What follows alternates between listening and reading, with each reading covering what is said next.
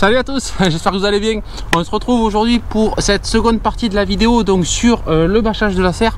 L'autre semaine je vous avais laissé un petit peu en plan avec le démontage, mais comme cette partie va être un petit peu plus importante, je souhaitais vous le montrer pour que vous ayez bien les étapes. Je sais que c'est des vidéos, j'ai déjà eu pas mal de commentaires, soit en privé, soit sur les commentaires directement de la chaîne, où c'est que ben, voilà, ça va intéresser, il y avait eu pas mal de questions. Donc je remercie tous ceux qui se sont ajoutés quand même entre temps suite à ces vidéos. Mais bon, c'est pas trop le sujet de cette vidéo, on va se mettre directement pour que vous puissiez bien suivre cette vidéo et que je fasse un truc assez court et assez agréable à regarder pour tout le monde. Donc on met le jingle et on attaque ça de suite. Je devais vous faire cette vidéo la semaine dernière, mais bien évidemment, entre une chose et l'autre, on a été pris. Il m'a fallu aller aider un copain pour bâcher la serre. Donc ça, j'ai fait pas mal de stories là-dessus. Donc ceux qui ne sont pas abonnés aux autres réseaux, n'hésitez pas à le faire. Hein. Ça vous permet de comprendre pourquoi des fois, il n'y a pas de vidéo ce vendredi. Mais vous voyez quand même, il y a pas mal de choses qui se passent. Ceux qui sont sur les autres réseaux, ça discute pas mal. Vous voyez, on s'écrit, on peut se tenir informé, même s'il n'y a pas de vidéo sur YouTube. Et parce que des fois, voilà, j'ai eu des rendez-vous pour le travail, des réunions à droite, à gauche avec d'autres amis maraîchers, bref, pas mal de choses à faire et j'en profite de les faire à cette période parce qu'après quand il y a les légumes c'est foutu. Donc voilà pourquoi la semaine dernière je l'ai pas fait. Donc n'hésitez pas à vous abonner sur les autres réseaux, hein. Instagram, Facebook pour ceux qui ont. Mélodie s'occupe plus de Facebook, moi je suis un petit peu plus sur Instagram pour répondre. Voilà, vous comprenez un petit peu les réponses, les posts, c'est pas tout à fait pareil parce qu'on est les deux à s'occuper de ces réseaux. Donc on se retrouve là pour cette fois-ci bâcher. Donc bâcher les éléments qu'on avait démontés l'autre fois. J'ai de l'ancienne serre, de l'ancienne bâche de serre, et ça c'était un bout, une chute que j'avais fait pour refaire justement les portes qu'on refait pas cette semaine. Donc ça c'est pareil, vous voyez, il y a plusieurs couleurs, hein. Il y a de la jaune, il y a de la verte claire. Généralement ça c'est des bâches qui sont faites pour le sud de la France. Généralement dans le nord vous utilisez certainement de la bâche incolore de la même épaisseur, hein, mais c'est au niveau de la matière, je pense que celle-là, les colorées sont un petit peu plus résistantes, peut-être un petit peu moins performantes, mais comme on a un petit peu plus d'ensoleillement, ça rattrape. Je pense que la matière est un petit peu plus résistante en couleur et voilà, donc du coup ça vous faites comme vous voulez, hein, dans tous les cas, du moins que vous respectez une certaine épaisseur, hein. Généralement je crois qu'il y a de la 180, 200 microns, généralement c'est ce qui se fait. Et voilà, au niveau, j'ai eu des questions et j'en profite, je réponds en même temps à ces questions. Au niveau de la durée de vie, hein, des bâches de serre, généralement elles sont garanties optimales en efficacité pendant 4 ans. Ça veut dire que pendant 4 ans vous avez la même efficience au niveau du passage des rayons du soleil dans la serre. Voilà, au niveau de la durée de vie, moi je vais dire selon l'état, selon comment vous avez préparé, selon le vent, selon les conditions et tout ça, ça va de 7 à 10 ans. Voilà, donc s'il y a de mauvaises conditions, si vous l'avez peut-être pas bien mis, si ça faut être trop, bref, ça peut durer 7 ans. Et après ça peut aller jusqu'à quand même 10 ans, hein. Celle-là quand on l'avait refaite, elle avait au moins 9 ans. On l'avait au moins 9 ans, donc bon, mais quand même ça dure assez longtemps. Les portes ça dure moins parce que forcément ça on le manipule, on le pose, ça prend le vent, ça le prend en façade, puis c'est pas pareil, c'est pas maintenu de la même façon, du coup ça s'abîme un petit peu plus. Voilà, donc là ce qu'on va faire du coup, c'est que je vais vous montrer comment on fait pour mettre la bâche sur du tube classique. Attention, attention, je mets un gros attention, chacun a sa technique, hein. Certains m'ont posé la question voir si les clips de serre ça tenait. Je vais vous montrer en face à l'autre. Donc ça c'est la serre qu'on avait fait l'autre année, hein, il y a bientôt 2 ans. Vous voyez, il m'en reste quand même quelques-uns, hein. Il y en a quelques-uns, mais vous voyez souvent ça a tendance à s'arracher. Ceux-là j'en ai remis je sais pas combien parce que souvent je suis sûr je peux en trouver en bas. Vous voyez là ça a sauté, ça tient un peu mais c'est pas terrible, hein. Vous voyez là ça m'a même abîmé en sautant. Vous voyez ça bouge un petit peu avec le vent, c'est dur à rester clipsé et en plus c'est du tube ovale. Donc ça va, mais moi je trouve que c'est pas le top. Même si voilà ça se maintient, mais c'est vrai qu'avec le vent, ça, vous voyez, ça flotte, et après au bout d'un moment, comme c'est élastique, et bien forcément quand il y a trop de tension, ça saute. C'est pas plus mal des fois que ça saute, ça permet aussi d'éviter que ça casse. Donc ça va, mais c'est pas la meilleure technique, hein, qui est, parce que là vous voyez de l'autre côté en face, j'ai même pas de clip et la serre tient très bien. J'avais fait un système plutôt, bon ça faut que je l'arrange, ça je vous le montrerai aussi, avec du PE. Donc ça vous voyez c'est un tube de PE coupé et clipsé. Alors ça a tendance à être un petit peu mieux parce que du coup ça s'agrippe un petit peu et ça tient un petit peu mieux. Mais vous voyez, toute cette partie, il vaut mieux la tendre en le mettant et ça se maintient tout seul, hein. Vous voyez, c'est bien tendu, ça ne peut pas partir, et là ça me permet de mettre la bâche de serre et d'être un petit peu plus étanche. Bon, après ça, chacun a sa technique, hein. Je vais vous montrer ma technique, ça fonctionne bien, hein. Ça on l'a fait depuis bien longtemps, je vais vous montrer un petit peu sur l'autre partie, ça marche plutôt bien. Comme ça marche plutôt bien, et on va continuer à faire comme ça, je vais continuer cette technique. Donc là, la première des choses, c'est de ne pas faire l'erreur de se tromper de sens, hein. Ça m'est déjà arrivé de placer la porte au début comme ça, j'ai bâché du mauvais côté et forcément après elle était inversée, elle me prenait un peu plus le vent. Donc ça, faut faire attention, c'est des petites bêtises qu'on fait, je l'ai faite, c'est pour ça que je me permets de vous le dire. Donc là, l'autre côté, on va vérifier l'autre porte comment elle était. Donc ça, vous voyez, elle est comme ça. Donc là, la bâche est à l'extérieur, la pente est de côté, donc c'est le côté droit. Donc il faut qu'on fasse le côté gauche et la porte, hein. Donc là, si on fait le côté gauche, ça veut dire que le plastique doit être appliqué là-dessus. Donc je vais dérouler le plastique et je vais poser la porte dessus. Allez, je vous mets un petit peu accéléré et après je vous explique.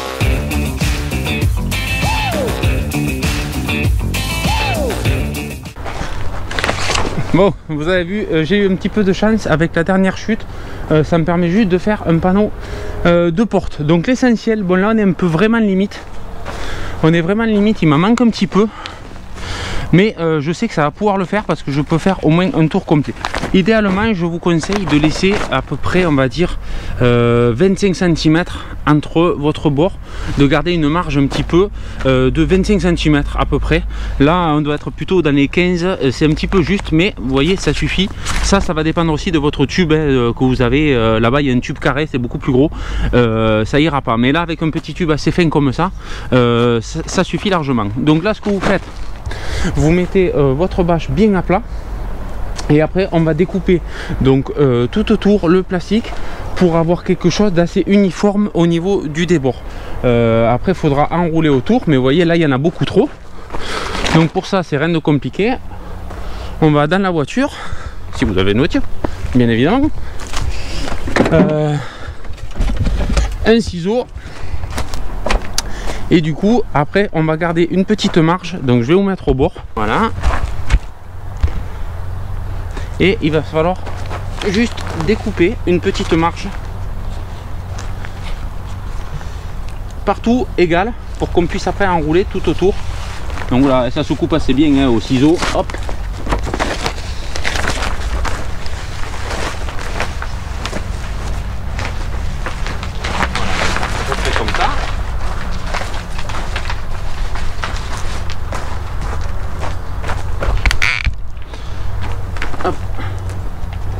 Là pareil, après s'il y en a un peu trop dans les angles, c'est un peu pénible.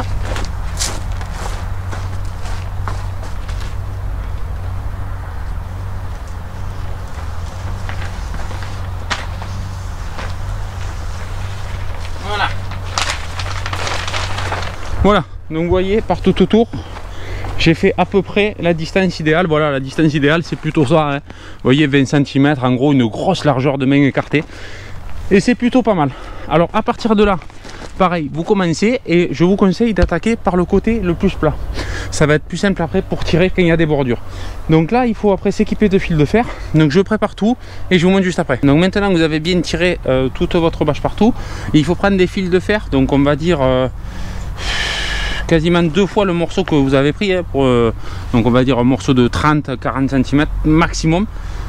Assez souple, hein. Donc ça j'en avais parlé à l'autre vidéo. Je vous conseille, vous voyez, qu'il puisse se plier assez facilement, parce que quand ça va être du trop dur ou avec je sais plus quelle matière, comment on appelle ça, ça va être trop difficile à serrer fort la bâche autour du tube en fer, parce qu'on va faire ça avec donc une tenaille et si c'est trop dur, ça fait un peu ressort et ça va pas très bien. Donc là, la technique à mettre en place pour fixer, ça va être assez simple, hein. Il va falloir donc l'angle, le mettre là-bas et de faire un tour. Donc je sais pas si vous voyez bien, il va falloir faire un tour autour de la bâche et essayer de faire remonter le plastique tout autour du tube. Vous voyez, comme ça, de manière que ça soit doublé en fait. Donc si vous pouvez faire un peu plus, vous le faites, mais idéalement il faut essayer de faire presque un tour complet. Voilà, et une fois, au début c'est un petit peu compliqué parce que il n'y a pas de point, mais pour le premier après. Et après vous piquez à ras du tube. Piquez à ras du tube et vous faites un deuxième tour. Hop. Oui, on transperce le plastique. Alors j'espère que vous voyez bien. Je vais vous rapprocher peut-être un peu. Il ne voit pas très bien moi la caméra. Voilà. Donc après voilà, il suffit que le fil de fer soit assez souple pour que vous voyez qu'il se tende en tournant. Donc une fois que ça c'est fait, vous prenez votre tenaille, hop, et vous faites un tour pour serrer au fur et à mesure. Pensez à tirer en arrière pour pas que le fil se coupe. Et voilà. Après il ne faut pas trop tirer sinon vous allez casser aussi. Donc ça après vous le coupez à ras. Et voilà. Vous le couchez un peu sur le bord pour pas se faire mal. Voilà la technique qu'il faut employer pour tenir la bâche. Et là vous pouvez y aller, même s'il y a les petits trous.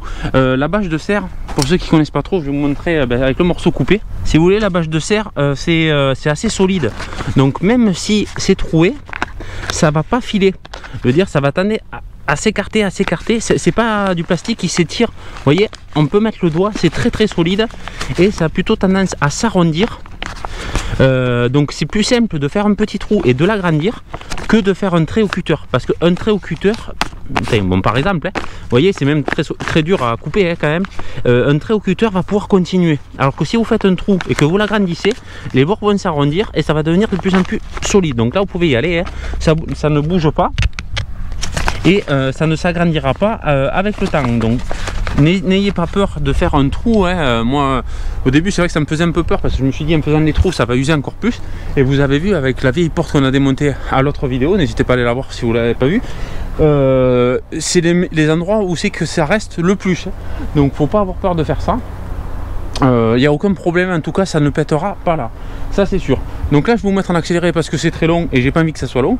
Donc vous me verrez faire le même système, tout simple, partout tout autour. Donc on attaque par la partie la plus plate, après on vient en face, vous me verrez faire, on vient en face pour bien tendre la largeur, et après on tire chaque côté pour faire les largeurs. C'est parti.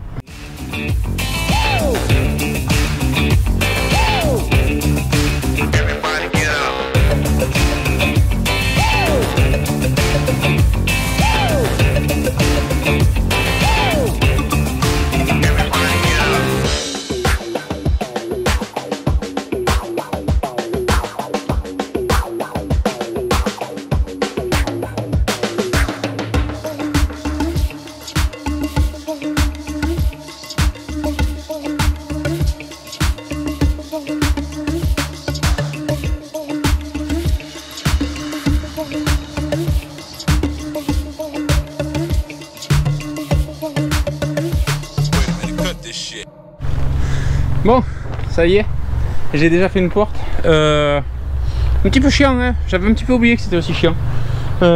Aussi embêtant, pardon, parce que je crois que maintenant il faut faire attention. Bref. Après au niveau de l'espacement, alors ça c'est un petit peu variable, hein. Au niveau des zones qui sont plates sans problème, on peut le mettre tous les 40-50, hein, vous voyez. J'en ai mis un là, un là, un là, un là. Mais au niveau des virages, pour arriver à avoir quelque chose de bien tendu, j'ai resserré, hein, au niveau du virage. J'ai mis un là, un là, un là, un là, un là. Vous voyez, il y en a beaucoup plus alors que c'est beaucoup plus court.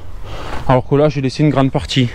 Bon, je pourrais en mettre un là, hein, vraiment, ça ferait pas, c'est pas bien grave, mais je sais que ça bougera pas. Donc vous voyez, hop. Après je vais essayer de le caler où ça. Hop. Au niveau du fil, voilà. Voilà. Donc vous voyez. Après on a quelque chose de bien tendu. Là ça bougera pas, hein, ça moi j'ai essayé plusieurs fois, ça bougera pas. Dans certaines régions, je sais que certains font des doubles couches. Alors qu'est-ce que c'est le double couche? C'est que là la porte est en simple plastique. Certains font un tour complet et reviennent de l'autre côté pour avoir une petite paroi. Et comme vous savez très bien, sans que je vous l'apprenne, que le meilleur isolant c'est l'air. Ça permet de créer une petite isolation entre deux couches de plastique qui permettra soit de réchauffer plus vite, soit de ralentir un petit peu l'amplitude, parce que là bon moi je m'en fiche, les portes ça reste 1 mois, 2 mois à tout péter, et après toute l'année les serres elles sont ouvertes, hein. Mais dans certaines régions où c'est qui a peut-être besoin un petit peu de gagner un petit peu, il est peut-être intéressant de faire une deuxième couche. C'est la même chose, sauf qu'au lieu de tendre de chaque côté, vous faites un aller-retour et vous retendez et vous fixez tout d'un côté, ça marche aussi. Dites-moi si vous faites ça chez vous, ça m'intéresse. Certains me donnent leur façon, et aussi je prends note des fois en fonction des choses à faire. Mais vous voyez, voilà, la porte elle est tout à fait finie. Il me reste l'autre porte à faire, hein, parce que ça c'est les côtés, celle-là c'est ce que je vous expliquais, elle est en 3 tiers, façon de parler, hein. Il y a un côté, un autre côté et la porte, alors que l'autre j'ai des grosses portes coulissantes qui sont très pénibles. Je pense qu'à terme, si un jour je me motive, bon déjà quand on dit si c'est pas bon, mais si je me motive, je ferai ce même système, parce que c'est beaucoup plus simple et les deux ne sont pas compatibles, donc je peux pas passer de l'une à l'autre, hein. Celle-là elle est un petit peu plus haute, celle-là un petit peu plus basse, elle est plus archée. Bref, je peux pas faire passer d'une porte à l'autre serre, c'est bien dommage, mais bon, comme j'avais acheté du matériel d'occasion, on peut pas avoir exactement le même système, donc ça va être 2 marques différentes avec 2 formes différentes. Bon bref. Ça joue aussi sur l'amplitude thermique, la forme des serres, mais ça c'est un autre sujet. Plus elles sont hautes, plus elles vont garder du volume, et plus elles vont être petites, enfin, ou plus écrasées, forcément comme l'air monte en haut des serres, la chaleur va redescendre plus vite. Forcément, plus vous allez avoir une serre haut, plus la chaleur va monter, et vous allez avoir une chaleur beaucoup plus haute. Mais du coup, une amplitude et une égalité thermique un petit peu plus importante. Bref. Voilà, donc là je vais faire pareil l'autre porte. Donc là je vous filme pas parce que encore ça va être trop long. Bon, Coco, je peux vous le mettre en accéléré, je verrai de le raccourcir au cas. Donc je fais ce côté et au moins on pourra mettre un petit peu vite fait, et au moins ça permettra de vous montrer une fois fermé. Allez, go!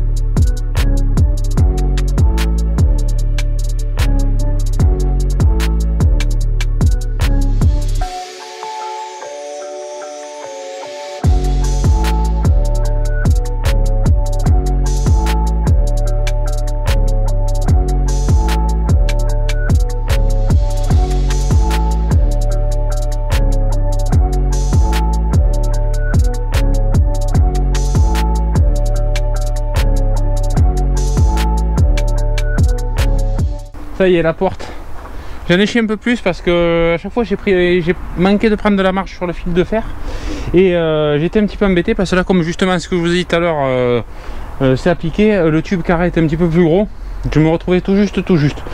Bon, mais là c'est pas grave, le montant il est, en plus c'était carré, ça avait tendance à couper un peu plus, je pouvais moins bien le tendre, mais bon bref, j'en ai mis un petit peu partout, hein, encore plus tout autour. Et vous voyez là, les angles, je les ai renforcer pour qu'ils soient un peu plus solides.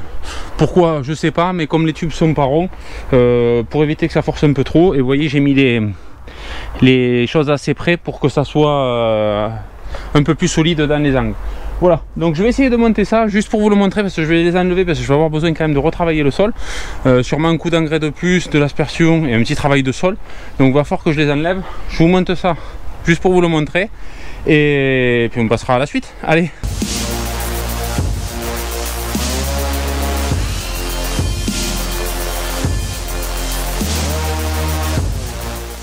Ça y est, vous voyez, c'est à peu près fermé, vraiment à peu près, je mets des guillemets. Vous m'avez vu un petit peu galérer avec, j'avais pas pris de bêche. Là, à chaque fois avec les coups de roto, quand j'attaque, ça m'a fait une petite bosse. Donc ça, tout ça, faut l'arranger au dernier moment, hein. Vous voyez, ça coïncide à peu près, j'ai de ça à arranger. Encore, j'ai des bricoles à faire que je ferai hors caméra. En haut, il y a la bâche qui est encore pétée. Mais vous voyez en gros ce que je vous expliquais, ça permet d'avoir un appui et d'avoir la bâche à l'intérieur et un petit peu moins d'air. Là c'est pareil, c'est manu, vous voyez normalement le tube il vient contre, j'ai fait ça vraiment pour vous finir la vidéo et vous montrer une fois fini, parce que je vous l'avais dit la dernière fois. Donc c'est plutôt bon, vous voyez celle-là elle est quand même en très bon état. Celle-là j'y avais un renfort au milieu, mais le renfort vous voyez ça a tendance à rouiller, ben là on le voit bien, hop que c'est décalé.